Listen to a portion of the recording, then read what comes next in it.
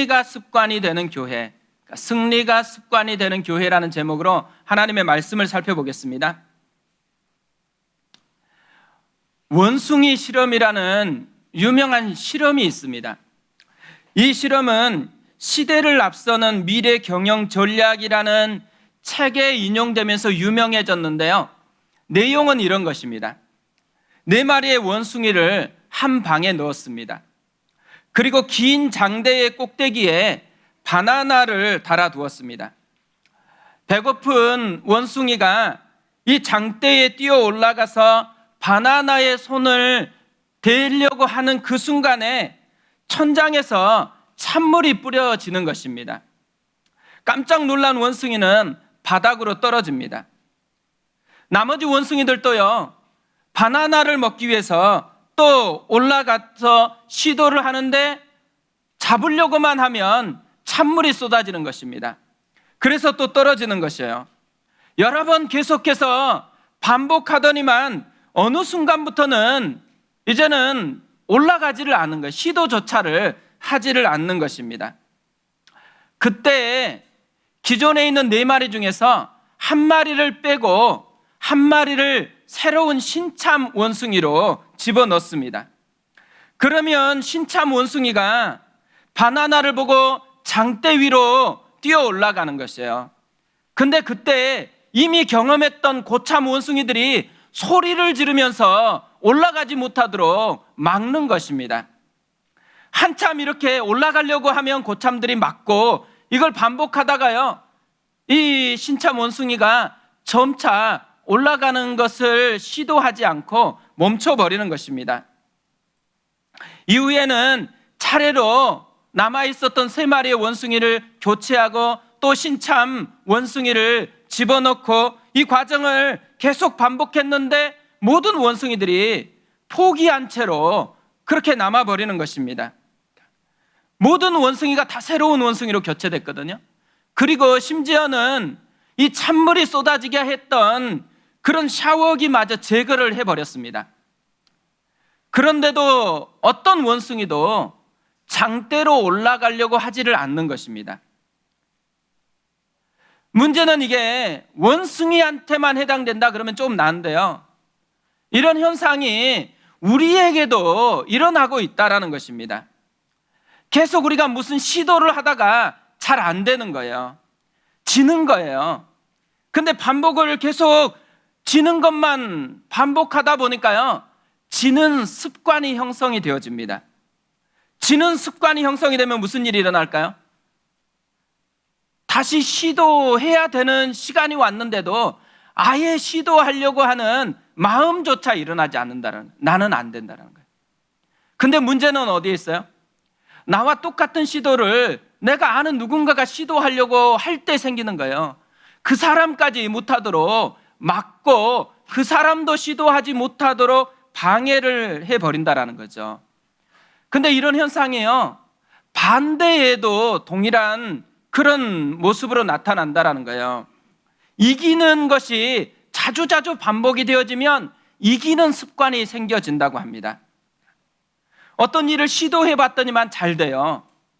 잘 되는 것을 계속해서 하다 보니까 자기는 잘 된다라는, 뭘 해도 될 수 있다라는 생각을 갖게 되어지는 것이잖아요. 그래서 새로운 도전인데도 불구하고 이 사람은 잘할 수 있다라는 승리의식이 있어가지고 그 도전을 넉넉하게 감당해 낸다라는 것이죠. 오늘 말씀은 성경에 나오는 최초의 전쟁 이야기입니다. 동쪽에 있는 메소포타미아 4개의 나라가 연맹을 했고, 서쪽에 있는 가나안 지역에 있는 5개 나라가 연합을 해가지고 싸움이 시작됐습니다. 이 두 연합군이 싸우는 이유를 4절에서는 이렇게 설명합니다. 이들이 12년 동안 그돌라오메를 섬기다가 제13년에 배반한지라. 구체적인 이유는 얘기를 하진 않았지만 5개국 동맹국이 반역을 했다라는 거예요. 반역할 때까지 좋았는데요, 이제 막상 전쟁이 시작이 된 거예요. 진압군이 와서 싸움을 거는 족족 진압군이 승리를 하는 거예요. 그리고 연합군은 반역한 연합군은 계속해서 지기 시작하는 것입니다. 지는 것에 익숙해지더니만 결국 시딤 골짜기에서 마지막 싸움을 했는데 완전히 패망을 했습니다. 그래서 모든 재물과 양식까지 다 빼앗겨 버렸다고 합니다. 11절에 이렇게 되어 있습니다. 내 왕이 소돔과 고모라의 모든 재물과 양식을 빼앗아가고 소돔에 거주하는 아브라함의 조카 롯도 사로잡고 그 재물까지 노략하여 갔더라. 문제는 이들이 빼앗아간 모든 재물과 양식 가운데 아브라함의 조카 롯도 포함이 되어 있었다라는 거죠. 그래서 아브라함이 조카 롯을 구하기 위해서 이 전쟁에 뛰어들었습니다. 근데 놀랍게도요, 아브라함이 이 4개국의 연합군과 싸웠는데 이겼다라는 거예요. 그리고 결국 조카 롯과 빼앗겼던 모든 재물을 다시 찾아가지고 돌아왔다라는 거죠. 근데 오늘 말씀을 보면 2개의 대비가 일어나고 있습니다. 계속해서 지는 팀이에요. 지는데 익숙해져 가는 팀이 있고 계속해서 싸우기만 하면 이기는 팀이에요. 그래서 이기는 게 익숙해져요. 5개국 연합은 계속 지는 것에 익숙해져 갑니다. 반면에 4개국 연합국은 계속 승리하는 데 익숙해져 갑니다. 그러다가 아브라함이 이 전쟁에 등장하자마자 판도가 또 바뀌기 시작합니다. 승리에 도취되었던 4개국 연합군이 이제는 싸울 때마다 지는 거예요. 지는 데 익숙해져 갑니다. 아브라함은 싸울 때마다 이기는 거예요. 승리에 익숙해져 가면서 승리가 습관이 되어 버린다라는 거죠. 저는 이거 보면서요, 우리가 아브라함 같으면 너무 좋겠다라는 생각이 드는 거예요. 우리 자녀들이 아브라함처럼 자라났으면 너무 좋겠다라는 생각이 들어집니다. 승리가 습관이 되어지는 인생. 사실 우리가 사는 시대는요, 사는 것 자체가 전쟁인 것 같아요. 전쟁과 같은 수많은 경쟁 속에서 우리가 살아가고 있습니다. 그러다 보니까 안타깝게도 자꾸 지는 것에 익숙해져 가는 그런 분들을 또 발견하게 되어집니다. 학습된 무력감, 학습된 무기력이 있어가지고 습관화가 돼가지고 이제는 시도조차도 안 하고 포기해버리는 그런 삶을 살아가는 분들이 있다라는 거죠. 근데 진짜 안타까운 게요, 이런 모습을 청년들이 많이 보여주고 있다라는 거예요. 취업을 해야 되는데 자꾸 실패를 하다 보니까 아예 취업할 생각이 없어져 버렸습니다. 결혼을 해야 되잖아요. 그런데 결혼할 생각마저 이제 포기하고 살아가는 그런 경우가 많이 생기고 있다라는 거죠. 신앙도 마찬가지인 것 같아요. 최근에 이 3년 코로나 기간 동안에 어떤 일이 일어났는지에 대한 통계 발표가 있었습니다. 6개의 장로 교회에 속한 장로 교단인데요, 55만 명의 성도가 줄었습니다. 3년 동안에 55만 명이 교회에 다니는 것을 포기했다라는 거예요.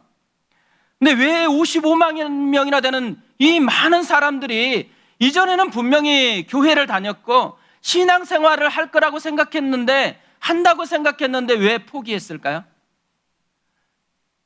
저는 이분들이 계속해서 지는 것에 익숙해졌기 때문이라고 생각합니다.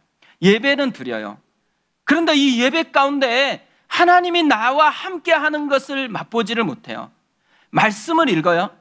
말씀을 읽는데 그 말씀이 내 영혼을 만지는 하나님의 음성이 되지를 못하는 거예요. 기도를 해도 응답이 별로 없는 채로 익숙하게 그냥 종교 행위예요.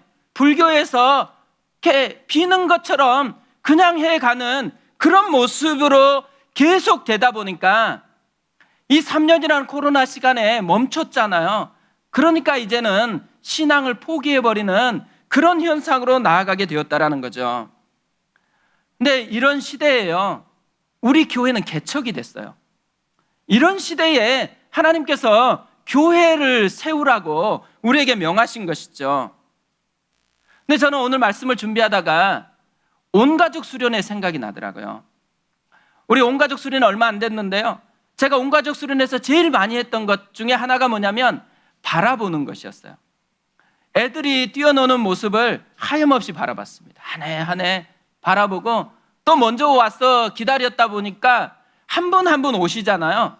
한 분 한 분 오시는 모습을 또 바라보았습니다. 제가 하나하나 바라보다가 발견한 게 있어요. 아이들이 너무 해맑게 뛰어노는데 그 아이들이요, 하나하나 그냥 자라나는 애가 없다라는 거예요. 하나님의 사랑이 그 아이들 하나하나에 묻어 있는 거죠. 교사들의 헌신, 교육자들의 마음이 담겨 있으니까 아이들이 저렇게 해맑게 뛰어놀 수 있다라는 거죠. 그뿐만 아니라 한 분 한 분 오시는 모습을 보니까요, 등록했을 때의 모습하고 지금 이렇게 와서 수련회를 오는 모습이 정말 많이 바뀐 거예요. 등록했을 때 그 가지고 있었던 많은 힘겨웠었던 하나하나의 사연들 속에 하나님께서 함께 해주셨던 그 스토리가 있으니까 마음이 밝아져 있는 거예요. 그 모습이 발견되면서 얼마나 기뻤는지 모릅니다. 어떻게 보면요, 이런 정말 미끄럼틀에서 미끄러지는 것 같은 이 시대의 교회를 세우셨는데, 하나님께서 우리 교회에 있는 한 분 한 분을 보니까 하나님이 지금도 살아계시다는 거예요. 하나님이 어떤 한 사람 한 사람을 빚어내고 만지고 있는 흔적을 우리에게 보여주고 있으면서 주님이 우리에게 깨닫게 해주시는 게 있다는 생각이 드는 거예요. 이 시대에 우리를 부르신 사명이 있다는 거죠. 이렇게 하나님을 알지 못하는 시대에 다시 하나님이 여기 살아계신다는 것을 알려주는 그 사명을 이루기 위해서 우리를 불렀다라는 것이죠. 저는 우리가 그냥 예배를 드리고 그냥 이렇게 지나가는 것 같은데요, 우리가 생각하는 것보다 우리를 바라보시는 하나님의 꿈은 크다라는 생각이 들어집니다. 우리 속에 역사하고 싶어서, 우리를 통해서 다시 이 무너져가는 한국 교회 가운데 하나님이 함께하는 예배가 있고 하나님이 함께할 때 어떤 변화가 일어나는지를 보라고 증명하기 위해서 우리를 부르시고 세우셨다라는 생각이 들었습니다. 사실 오늘 말씀을 보면요, 아브라함의 싸움과 다윗과 골리앗의 싸움이 좀 유사한 면이 있습니다. 군사력의 차이만 봐도 비슷해요. 아브라함의 군사는 318명입니다. 반대로 지금 4개국 연합국은 엄청난 인원이에요. 그뿐만 아니라 이 4개국은 어떤 군사들이에요? 이미 5개국과 치열하게 싸워가지고 몸에 전쟁에 모든 수행할 능력이 축적되어 있는 사람들이에요. 그런데 누가 이겨요? 아브라함이 이겼다라고 얘기를 하는 거예요. 그것도 한 번 승리하는 것이 아니고 계속해서 싸울 때마다 아브라함이 이겼대요. 그래서 아브라함에게는 승리가 습관이 되어지는 은혜가 작동되게 되었다라는 거죠. 우리 시대에 하나님께서 우리를 불렀잖아요. 우리를 불렀는데 우리가 싸울 상대가 만만한 상대는 아닙니다. 우리가 누군가에게 복음을 전하거나 누군가에게 다가가서 예수님을 전하려고 하면 어때요? 무시당하고 또 전혀 주님께 반응할 것 같지 않는 그런 분위기를 느낄 때가 있잖아요. 그러다 보니까 어때요? 우리도 위축돼서 전하기를 좀 주저하는 그런 모습이 우리 가운데 있거든요. 그런데 놀라운 사실은 뭐예요? 우리가 볼 때는 엄청난 연합군이고 훈련돼 있고 훨씬 강한 것 같은데 하나님은 누구를 통해서 이것들을 이기게 하냐면 약할 것 같은 아브라함을 통해서 이긴 것처럼 우리 연약한 우리를 통해서 하나님께서 이 시대의 영혼을 살려내고 이 시대의 하나님의 승리를 맛보게 해주려고 하고 있다는 것이죠. 우리가 이걸 믿어야 되는 것입니다. 우리를 통해서 일하고자 하시는 하나님의 마음. 사실 아브라함을 통해서요, 우리도 아브라함처럼 승리하려면 어떻게 해야 될 것인지를 좀 배워가면 좋겠다고 생각합니다. 오늘은 그걸 살펴보려고 하는데요, 첫 번째로 아브라함이 승리할 수 있었던 이유, 철저하게 준비가 되었기 때문이라는 거예요. 농구 경기에 보면 비저 버터라는 것이 있습니다. 마지막 버터가 아니죠. 버저와 함께 골이 터지는 현상이에요. 버저가 울리는 순간에 선수의 손에서 공이 떠나 있어야지만 득점으로 인정이 되어집니다. 슛을 성공한 팀은요, 1점 정도 졌는데 갑자기 2점 슛이 들어가거나 3점 슛이 들어감으로 말미암아서 역전이 일어나는 거예요. 얼마나 기뻐요. 미국의 NBA 전설이었던 마이클 조던, 매직 존슨이요, 이 버저 비터의 귀재였대요. 상대가 도저히 반격할 수 없도록 항상 종료 6초 정도쯤에 3점 슛을 던져가지고 극적인 버저 비터를 만들었대요. 그래서 승리하게 했다라는 거예요. 그런데 이 버저 비터의 기적은요, 그냥 된 게 아니래요. 수천 번의 피땀 어린 슛을 연습한 결과래요. 그래서 아무나에게 쏘라고 하지 않는데요, 베테랑 선수에게만 쏠 수 있는 기회를 준다고 합니다. 그러니까 우리가 보기에는 그냥 짧은 한순간이잖아요. 짧은 한순간 슛인 것 같은데 그 짧은 한순간 슛 속에 수천 번의 연습, 수많은 훈련이 담겨 있었기 때문에 그런 기쁨을 누리는 역사가 있다라는 것이죠. 근데 아브라함에게도 마찬가지였다라는 거예요. 오늘 말씀을 보면 좀 독특한 면이 있어요. 일단 전쟁에 참여해서 승리하고 돌아올 때까지 기록을 보면 하나님이 한 번도 안 나옵니다. 다윗과 골리앗이 싸울 때는요, 시작하자마자 다윗이 만군의 여호와의 이름으로 나간다고 하나님의 이름이 시작부터 등장을 해요. 그런데 한 번도 하나님의 이름이 나오지를 않습니다. 기도도 안 나옵니다. 모세가 아말렉과 싸울 때는 기도로 싸웠거든요. 그래서 기도에 전쟁에 승패가 있다는 것을 보여주었어요. 근데 아브라함은 기도도 안 했습니다. 믿음이라는 표현도 한 번도 나오지를 않아요. 대신에 모든 카메라 앵글이 집중하고 있는 게 있어요. 그것이 아브라함의 준비라는 거예요. 조카 롯이 잡혔다고요, 아무 대책 없이 전쟁에 뛰어든 것은 아니라는 거예요. 평상시에 철저하게 준비했던 것을 가지고 싸움터에 나갔다라고 이야기합니다. 그러니까 아브라함과 싸움에서 오늘 성경 말씀이 우리에게 강조하고 싶은 게 있다면 준비라는 거예요. 준비가 승리의 습관을 만들어낸다라는 것을 강조하고 싶은 거죠. 아브라함이 어떤 준비를 했는지 오늘 말씀을 보면 세 가지 준비를 했다고 소개를 합니다. 첫 번째로는요, 동맹을 맺었습니다.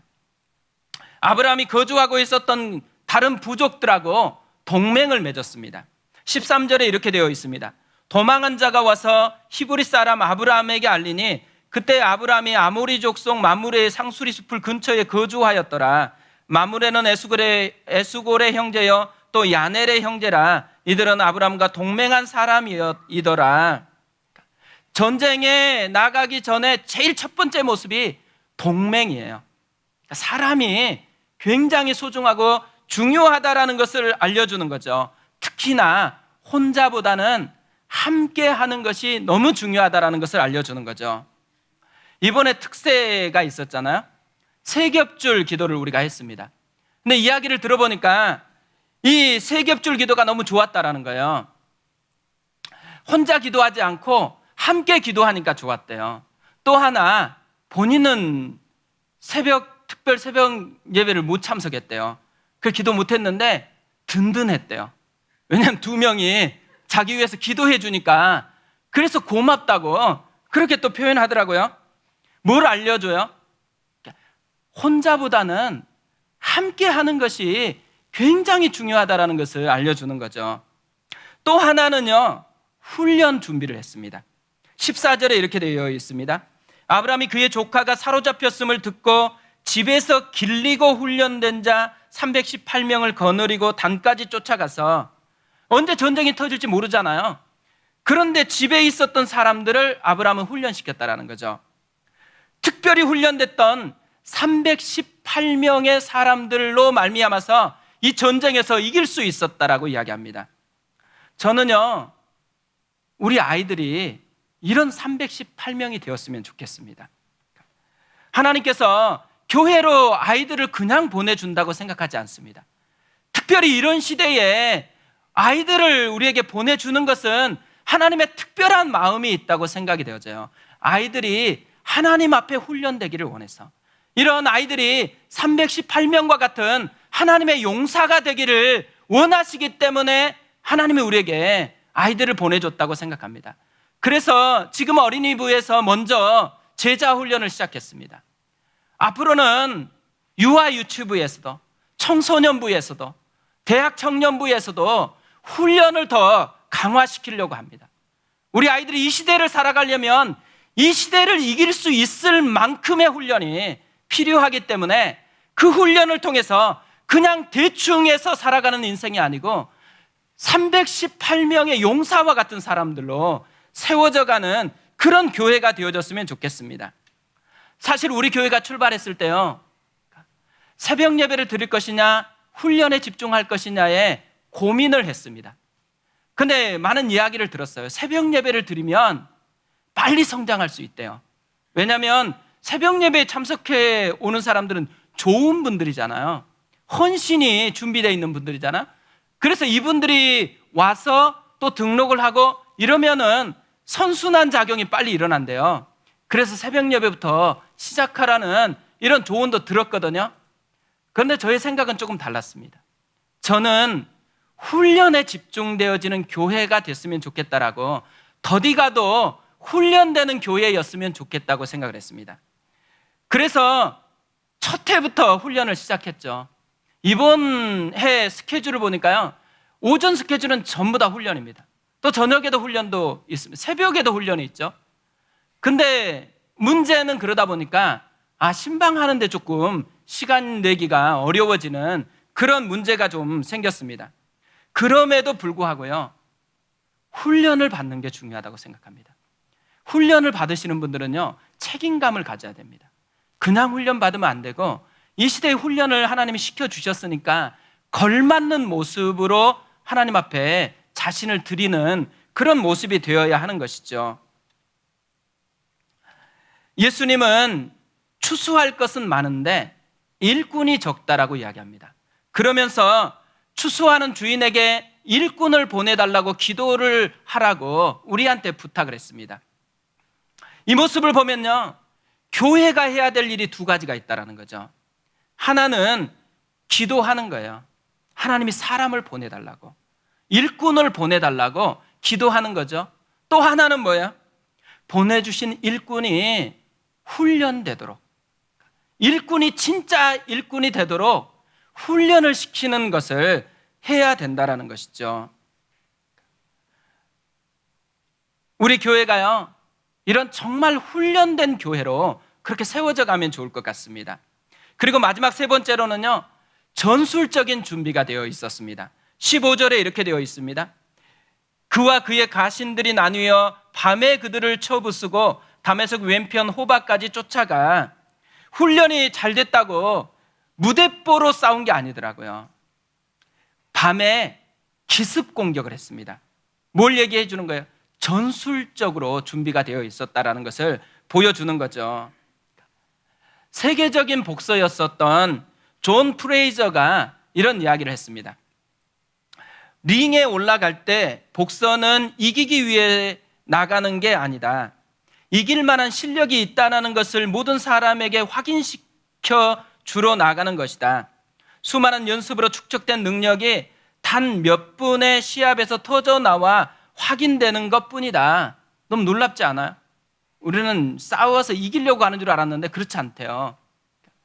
이미 준비된 것으로 이겼다고 생각하는 것을 증명하기 위해서 간다라고 그렇게 이야기합니다. 사실 저는 오늘 말씀을 묵상하면서 도전받은 게 참 많거든요. 아브라함, 우리가 믿음의 조상이라고 불리우잖아요. 그런데 이 아브라함이 승리를 위해서 뭘 했다고 얘기를 해요? 준비에 모든 집중하고 영향을 쏟았다라는 거죠. 이 모습을 보면 우리에게 도전하는 게 뭘까요? 믿음이라는 게 뭔지를 우리에게 알려준다고 생각합니다. 믿음이라는 것은요, 아무 준비 없이 무대뽀로 나아가는 게 아니라는 거예요. 건강한 믿음은 준비하는 것에서 시작된다는 거죠. 진짜 믿음의 사람들은 순간을 위해서 평생을 준비하는 사람이라는 거예요. 다윗도 그랬습니다. 골리앗과 싸우는데 이기기 전에 이미 곰과 사자와 싸웠습니다. 물맷돌을 던지는 훈련을 했습니다. 철저한 훈련이 다윗이 골리앗을 이기게 하는 능력이 됐다라는 거죠. 믿음이 준비됨 위에 부어진 거죠. 미국 농구 역사상 가장 성공한 코치가 팻 라일리라고 합니다. 86년도에 LA 레이커스 팀을 맡게 되었는데요. 이때까지만 해도 이 LA 레이커스가 어떤 모습이었냐면 맨날 지는 거예요. 경기를 하기만 하면 지는 거예요. 그러다 보니까 해도 안 될 것이라는 이 생각으로 가득 차 있었대요. 그때에 부임을 한 거죠. 그리고 정말 유명하다고 하는 이 말을 했습니다. 각각 1%씩만 기량을 끌어올리자. 100%가 아니고 60%도 아니고 1%씩만 기량을 끌어올리자고. 그 후에 이 팀이 우승하기 시작했습니다. 저는 이게 우리가 해야 될 일이라고 생각합니다. 훈련을 하고 믿음으로 뭔가를 하려고 한다고 해서 100%를 도전하자고 하는 건 아니에요. 1%, 딱 1%씩만 도전해보자라는 거죠. 매일 아침에 말씀 없이 하루를 시작했다면 말씀 한 절이라도 있고 1%의 변화를 시작하는 거예요. 직장이나 도착해가지고 기도 없이 하나님과 함께하는 것 없이 시작했다면 기도 한마디로 하루의 직장 생활을 시작해보자라는 것입니다. 예배도 마찬가지죠. 우리가 이렇게 주일만 예배를 드린다 그러면 1%씩만 하나님 앞에 더 헌신해 보는 거예요. 새벽 예배든 수요 기도회든 금요 성령 집회든 1%씩만 변화를 일으켜 보는 거예요. 이 변화가 쌓여가지고 나를 어떻게 바꾸는지를 우리도 경험해 보자라는 것이죠. 우리가 해야 될 것은 1%입니다. 1%의 도전에 우리가 한번 헌신해 보았으면 좋겠습니다. 두 번째로요, 승리가 습관이 되기 위해서 아브라함이 싸웠던 거, 절박한 마음으로 싸웠다라는 거예요.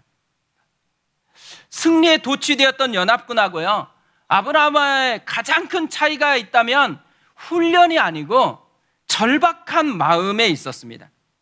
승리에 도취된 연합군은 이미 싸워야 하는 절박함이 없어요. 싸워야 할 이유가 없습니다. 하지만 아브라함에게는 반드시 이겨야만 하는 절박함이 있어요. 왜냐하면 포로 중에 조카 롯이 포함되어 있었기 때문에 그런 거죠. 오늘 말씀을 보면요, 세상에서 싸우는 것하고 아브라함이 싸우는 것, 근본적인 차이가 있다는 것을 발견합니다. 싸우는 이유가 달라요. 세상에서 싸우는 이유가 어디에 있을까요? 다 자기 이익 때문에 싸워요. 탐욕. 오늘 말씀은 이걸 유난히 강조하고 있다고 생각해요. 두 연합군이 싸우기 시작한 이유도 조공 때문에 그랬습니다. 그런데 이 전쟁의 결과를 표현하는데 강조하는 포커스를 보면 우리가 이걸 더 알 수 있어요. 11절을 다시 보면 이렇게 되어 있습니다. 내 왕이 소돔과 고모라의 모든 재물과 양식을 빼앗아 가고. 전쟁을 치른다라는 것은요, 수많은 사람의 피가 쏟아지는 거잖아요. 그리고 전쟁에는 이런 재물뿐만 아니라 엄청난 사람들을 포로로 잡아가는 것이잖아요. 그런데 오늘 말씀을 보세요. 모든 재물과 양식만 존재해요. 사람은 취급 자체를 안 합니다. 뭘 얘기하는 거예요? 이들의 모든 마음에 탐욕이 가득했다라는 거. 이것을 보여주는 거죠. 반면에 아브라함이 싸우는 이유는 굉장히 다릅니다. 조카 롯을 살려내고 싶어서 싸우고 있다라는 거죠. 그리고 아브라함의 싸움의 결과도 다르게 표현하고 있습니다. 16절에 이렇게 되어 있어요. 모든 빼앗겼던 재물과 자기의 조카 롯과 그의 재물과 또 부녀와 친척을 다 찾아왔더라. 여기에 뭐가 등장해요? 조카 롯, 부녀, 친척이 등장하고 있어요. 세상은 탐욕에 관심이 있어요. 하나님의 사람들은 영혼에 관심이 있어야 한다는 거예요. 세상은 자기가 이겨서 자기만 잘 사는데 관심이 있어요. 하나님의 교회는 영혼을 살려내기 위해서 마음을 담아야 된다는 거예요. 부서진 마음, 깨진 마음, 상한 마음에 마음을 둬야 한다는 거죠. 마태복음 9장 35절에 보면 예수님에 대해서 이렇게 이야기를 합니다. 예수께서 모든 도시와 마을에 두루 다니사 그들의 회당에서 가르치시며 천국 복음을 전파하시며 모든 병과 모든 약한 것을 고치시니라. 무리를 보시고 불쌍히 여기시니 이는 그들이 목자 없는 양과 같이 고생하며 기진함이라. 예수님이 두루 다니시면서 세 가지 사역을 했대요. 가르쳤고 전파했고 고치셨대요. 그런데 어떤 마음으로 그것을 했느냐? 불쌍히 여기시는 마음으로.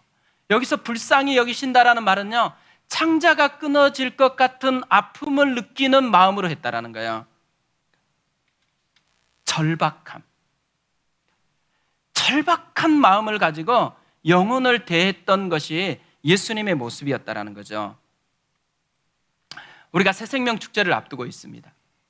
이 새생명 축제를 통해서 어떤 영혼을 건져내는 것도 중요하죠. 그것보다 훨씬 중요한 것은요, 우리의 마음을 바꾸는 거라고 생각합니다. 우리의 마음에 예수님의 마음을 품는 거예요. 영혼을 향한 절박함. 하나님께서 왜 영혼들을 우리에게 근처에 두었겠어요? 주님이 우리 안에서 그 절박한 마음으로 나아가려고 우리의 입술과 우리의 손과 발을 사용하고 싶어서 이런 우리에게 영혼을 보내주셨다라는 거죠. 이번 새생명 축제가요, 우리의 마음이 주님의 마음에 다가가는 그런 새생명 축제가 되었으면 좋겠습니다. 이기는 습관이라는 책이 있거든요. 근데 이 책에 보니까 이기는 사람들이 하는 말이 소개되어 있더라고요. 세상에서 가장 위험한 중독은 낮은 수준의 삶을 집착하는 것이다. 세상에서 가장 위험한 것은 낮은 수준의 삶에 집착하는 거래요. 어쩌면요, 왜 루저가 되고 왜 자꾸만 지는 게 습관이 되느냐? 그분이 너무 낮은 수준의 목표를 두고 있기 때문이라는 거죠. 더 높은 수준으로 수준을 끌어올려야 된다는 거예요. 세상의 수준은 뭐예요? 탐욕. 하나님이 끌어올리고자 하는 수준은 뭐예요? 영혼을 살리는 것. 이 영혼을 향해 마음을 쏟기 시작하는 순간에 우리 안에 무너졌던 마음이 회복되어지고 우리를 통해 역사하시는 하나님을 우리도 경험하게 되어질 거라는 것이죠. 사실 오늘 말씀을 종합해 보면요, 마치 이 오늘의 말씀은 준비된 것 때문에 승리한 것처럼 보여요.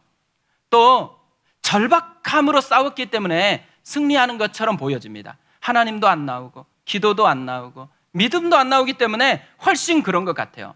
그런데요, 창세기 14장 19절에 보면 진짜 승부가 어디에서 갈렸는지를 우리에게 다시 보여줍니다. 그가 아브라함에게 축복하여 이르되 천지의 주제이시여 지극히 높으신 하나님이여 아브라함에게 복을 주옵소서. 너희 대적을 내 손에 붙이신 지극히 높으신 하나님을 찬송할지로다 하매 아브라함이 그 얻은 것에서 10분의 1을 멜기세덱에게 주었더라. 절박함만 있는 것 같았잖아요. 다시 보니까요, 절박함 그 속에 하나님의 임재가 녹아 있었다라는 거죠. 훈련됨만 있는 줄 알았는데 그 훈련됨 속에 하나님의 함께 하심이 녹아 있었다라는 것입니다. 하나님께서요, 이 아브라함의 믿음을 통해서 우리에게 도전하는 게 뭐겠어요? 아브라함은요, 하나님 기도한다 이렇게 입으로 떠든 게 아니었다라는 거예요. 이미 그것이 삶에 녹아들어 있었다라는 거예요. 하나님과 함께하는 삶이 이미 그의 인생에 녹아들어 있었습니다. 기도하는 것이 이미 녹아들어서 존재로 하나님 앞에 서는 거예요. 아브라함을 통해서 하나님이 우리에게 도전하고 있다고 생각합니다. 하나님의 임재가 녹아진 삶을 살라고, 매 순간마다 주님과 동행해가는 그 삶을 맛보라고. 그래서 우리의 준비됨 속에서 그 하나님의 역사하심이 드러나고 우리의 절박한 마음으로 기도하고 나아가는 것을 통해서 우리 속에 녹아들어 있었던 하나님의 능력이 드러나기를 주님이 원하신다라는 거죠. 이번 한 주간이 이 은혜를 우리의 삶에서 도전해보고 우리도 경험하는 그런 한 주간 되었으면 좋겠습니다.